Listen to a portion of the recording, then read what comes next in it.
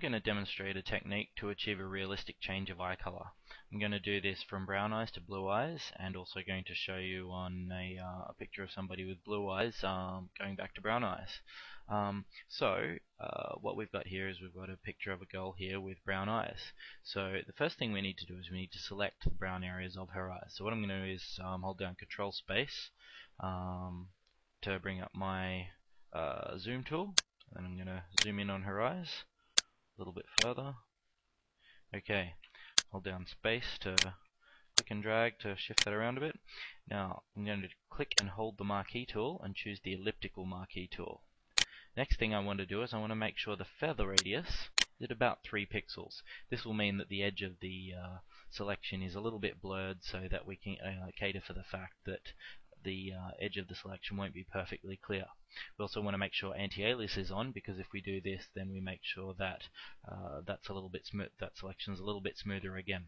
So the first thing I'm going to do is I'm going to zoom in on her left eye. So here we go. Now what I want to do first is just select roughly her eye area. Now I could do that by clicking and selecting from the left, which works pretty well in this case. I can then click and drag the selection. Now I've got that. The next thing I want to do is select her other pupil. So note that this tutorial makes the assumption that you have a basic understanding of the selection tools. So if you don't, just have a look through graphicsdistrict.com and take a look at some of the selections tutorials to give yourself a bit of a background on that. So now I'm going to hold down Shift. This will add to the selection, and I'm going to click and drag to grab the iris portion of her other eye. Now I've missed a part just up at the top here, so I'm just going to continue holding Shift so I can add to the selection a little bit more. And down here just a touch. Because we've got the feather on, the edges blend together quite nicely. Whoops, that's not right. Okay, so we've got roughly her eye area selected that we want to change. So the next step is to go up to the Image menu, and from there choose Adjustments, and from there we want to choose Selective Color. Now selective color lets you operate on the individual color values within the selected area. So in this case, because she's got brown eyes and blue eyes are generally a little bit lighter in color, what we want to do is go down, choose the blacks.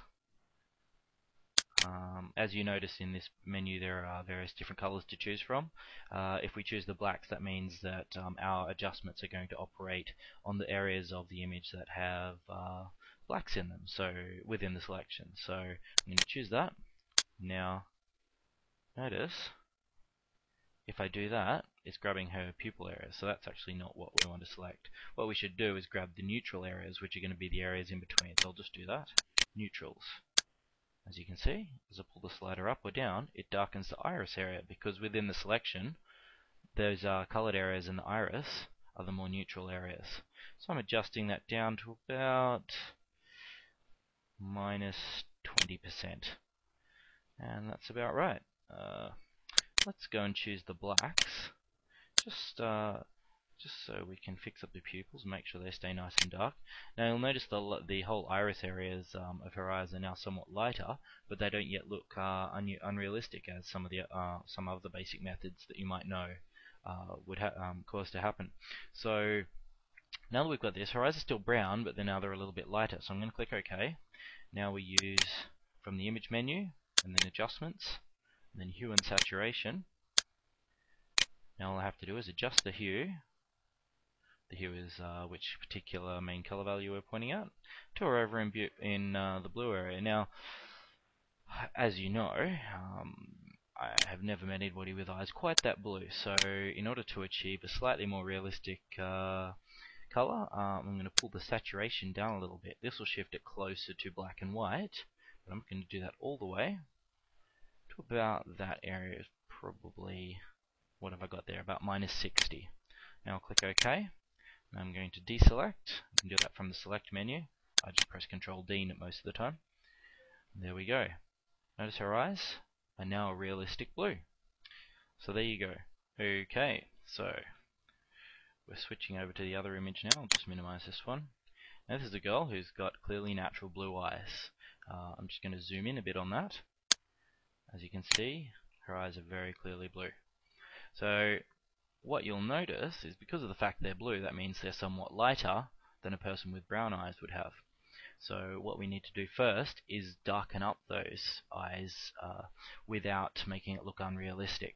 So the first thing to do, of course, is to select those areas, just like we did with the first image. I'm going to move that around, add to my selection as I go by holding down the Shift key. Remembering, of course, that we've still got that feather radius of 3 pixels and anti-alias selected. Now I'll just do the other eye. Notice, of course, that I'm not letting that particular selection disappear. I'm just adding to the selection.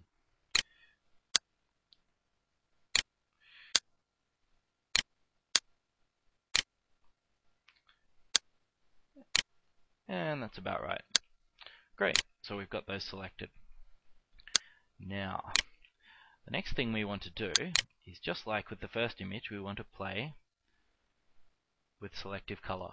Remember, that's in the image menu under adjustments. So I'm going to choose that now. Now, with this particular image, what we would probably want to do is we'll have a quick go at the neutrals.